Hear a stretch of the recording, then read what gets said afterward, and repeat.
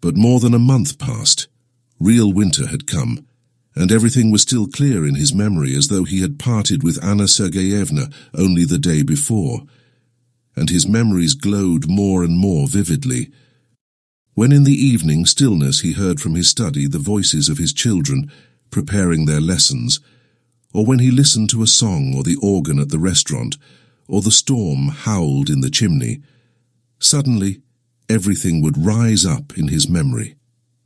What had happened on the groin, and the early morning with the mist on the mountains and the steamer coming from Theodosia, and the kisses.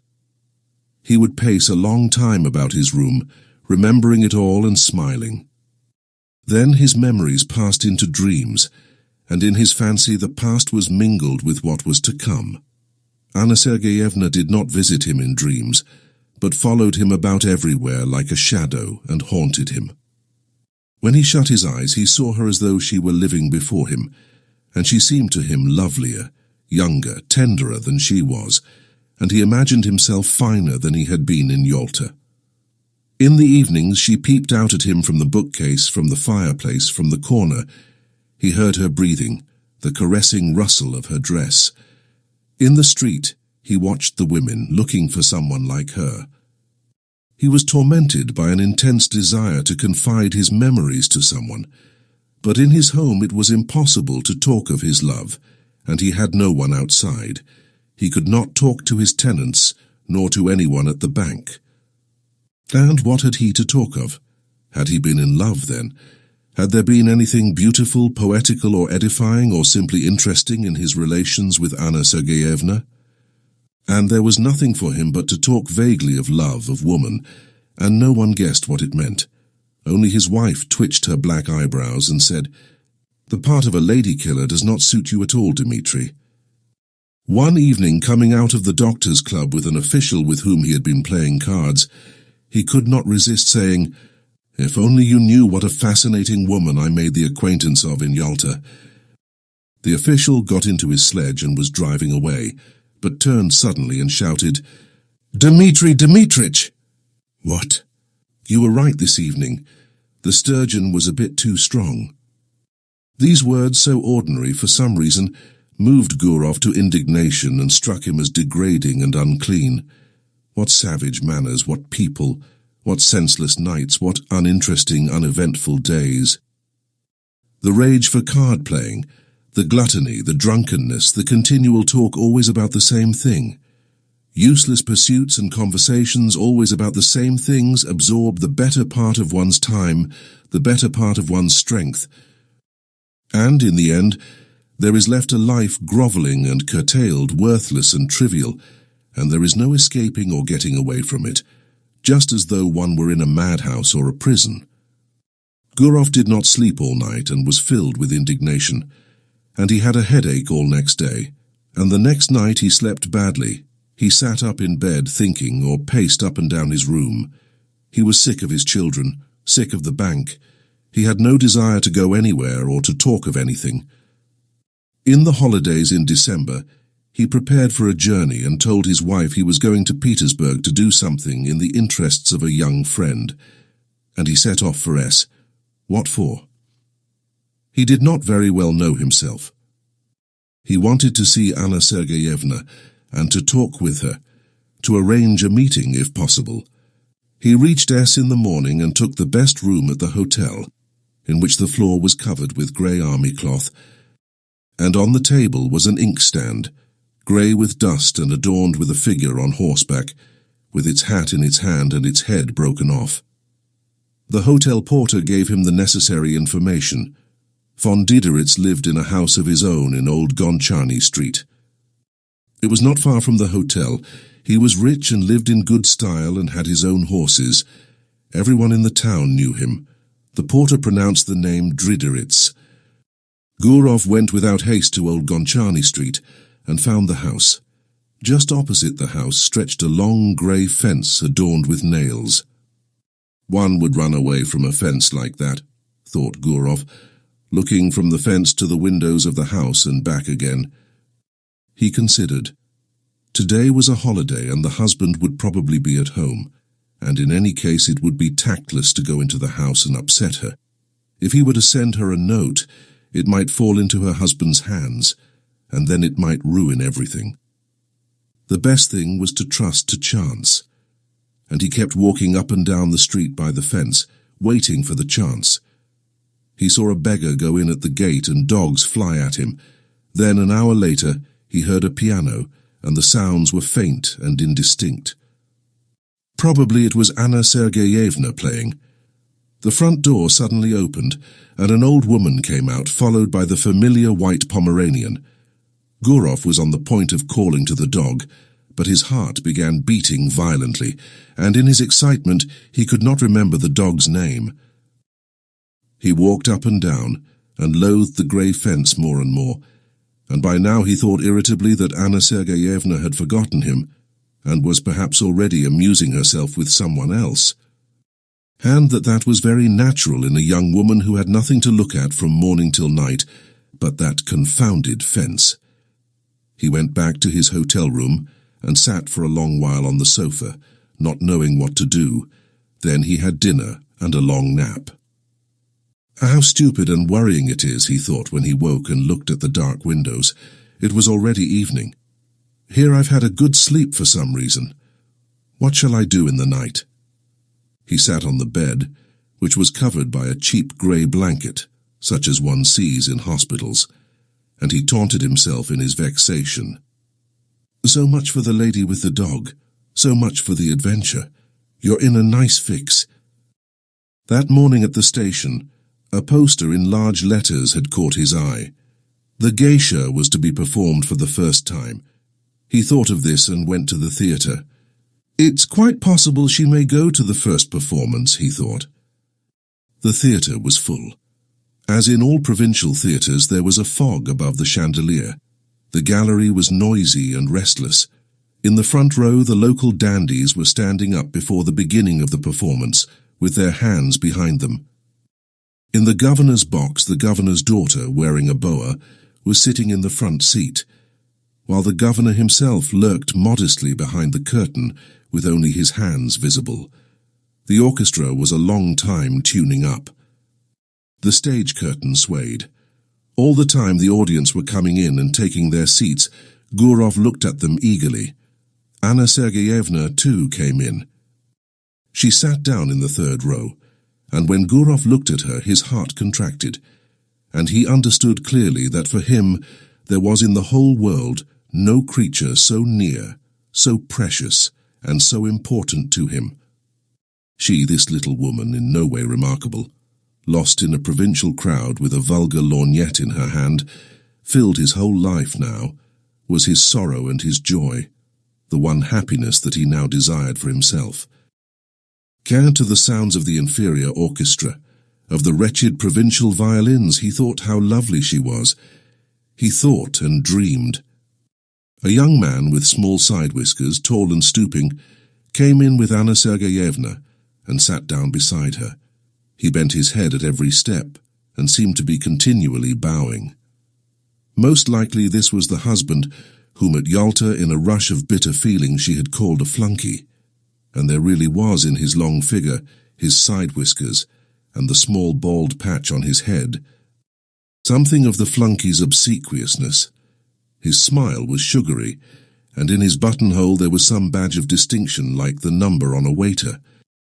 During the first interval, the husband went away to smoke. She remained alone in her stall. Gurov, who was sitting in the stalls too, went up to her and said in a trembling voice with a forced smile, "Good evening." She glanced at him and turned pale, then glanced again with horror. Unable to believe her eyes, and tightly gripped the fan and the lorgnette in her hands, evidently struggling with herself not to faint. Both were silent.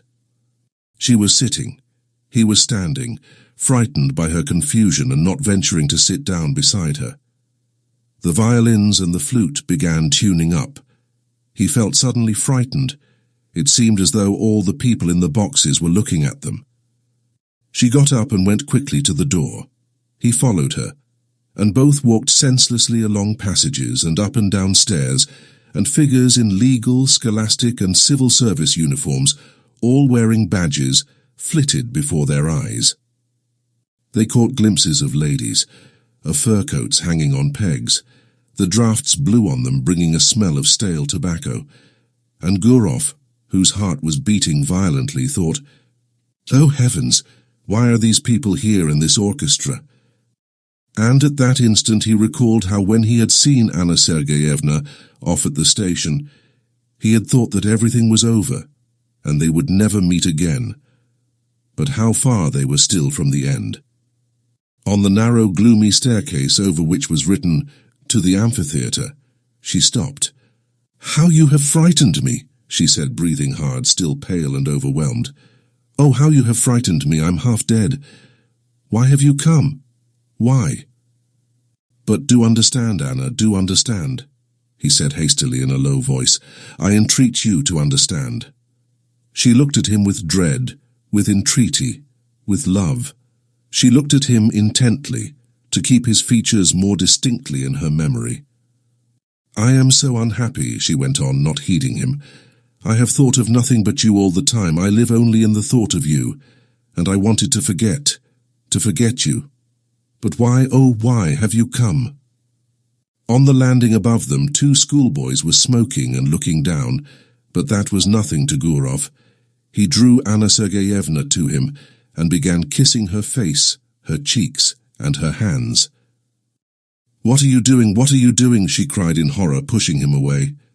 "We are mad. Go away today. Go away at once. I beseech you by all that is sacred, I implore you. There are people coming this way." Someone was coming up the stairs. "You must go away," Anna Sergeyevna went on in a whisper. "Do you hear, Dmitri Dmitrich? I will come and see you in Moscow. I have never been happy. I am miserable now, and I never shall be happy, never. Don't make me suffer still more. I swear I'll come to Moscow. But now let us part. My precious, good, dear one, we must part." She pressed his hand and began rapidly going downstairs, looking round at him, and from her eyes he could see that she really was unhappy. Gurov stood for a little while, listened. Then, when all sound had died away, he found his coat and left the theatre. And Anna Sergeyevna began coming to see him in Moscow. Once in 2 or 3 months she left S, telling her husband that she was going to consult a doctor about an internal complaint, and her husband believed her and did not believe her. In Moscow she stayed at the Slaviansky Bazaar Hotel, and at once sent a man in a red cap to Gurov. Gurov went to see her, and no one in Moscow knew of it. Once he was going to see her in this way on a winter morning. The messenger had come the evening before when he was out. With him walked his daughter, whom he wanted to take to school. It was on the way. Snow was falling in big wet flakes. "It's 3 degrees above freezing point, and yet it is snowing," said Gurov to his daughter. "The thaw is only on the surface of the earth. There is quite a different temperature at a greater height in the atmosphere. And why are there no thunderstorms in the winter, father?" He explained that too. He talked, thinking all the while that he was going to see her, and no living soul knew of it, and probably never would know. He had 2 lives, one open, seen, and known by all who cared to know, full of relative truth and of relative falsehood, exactly like the lives of his friends and acquaintances, and another life running its course in secret, and through some strange, perhaps accidental, conjunction of circumstances, everything that was essential, of interest and of value to him, everything in which he was sincere and did not deceive himself, everything that made the kernel of his life, was hidden from other people. And all that was false in him, the sheath in which he hid himself to conceal the truth, such, for instance, as his work in the bank, his discussions at the club, his lower race, his presence with his wife at anniversary festivities, all that was open. And he judged of others by himself, not believing in what he saw, and always believing that every man had his real, most interesting life under the cover of secrecy and under the cover of night. All personal life rested on secrecy, and possibly it was partly on that account that civilized man was so nervously anxious that personal privacy should be respected.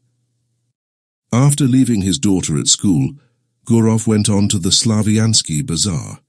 He took off his fur coat below, went upstairs, and softly knocked at the door.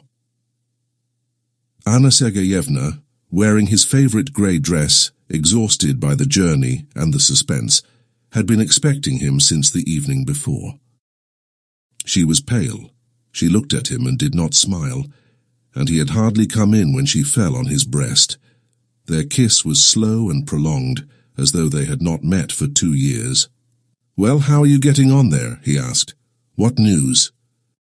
"Wait, I'll tell you directly. I can't talk." She could not speak. She was crying.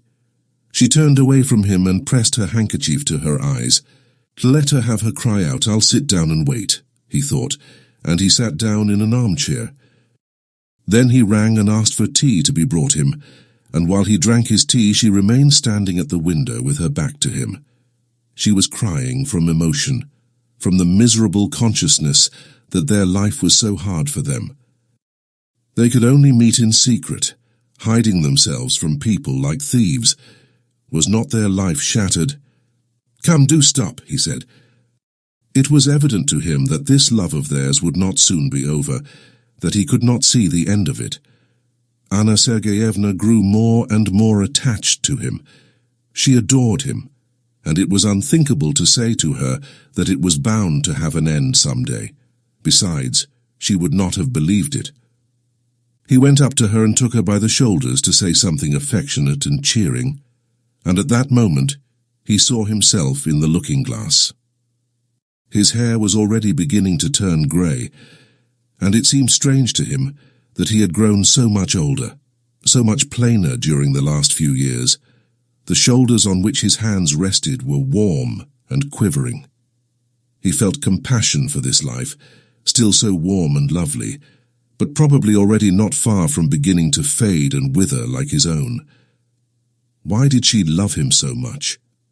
He always seemed to women different from what he was, and they loved in him not himself, but the man created by their imagination, whom they had been eagerly seeking all their lives. And afterwards, when they noticed their mistake, they loved him all the same. And not one of them had been happy with him. Time passed, he had made their acquaintance, got on with them, parted, but he had never once loved. It was anything you like, but not love. And only now, when his head was grey, he had fallen properly, really in love, for the first time in his life. Anna Sergeyevna, and he loved each other like people very close and akin, like husband and wife, like tender friends. It seemed to them that fate itself had meant them for one another, and they could not understand why he had a wife and she a husband.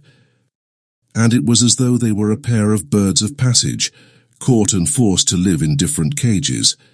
They forgave each other for what they were ashamed of in their past. They forgave everything in the present, and felt that this love of theirs had changed them both. In moments of depression in the past, he had comforted himself with any arguments that came into his mind, but now he no longer cared for arguments. He felt profound compassion. He wanted to be sincere and tender. "Don't cry, my darling," he said. "You've had your cry, that's enough. Let us talk now, let us think of some plan." Then they spent a long while taking counsel together, talked of how to avoid the necessity for secrecy, for deception, for living in different towns and not seeing each other for long at a time. How could they be free from this intolerable bondage? How, he asked, clutching his head. How? And it seemed as though in a little while the solution would be found, and then a new and splendid life would begin. And it was clear to both of them that they had still a long, long road before them, and that the most complicated and difficult part of it was only just beginning.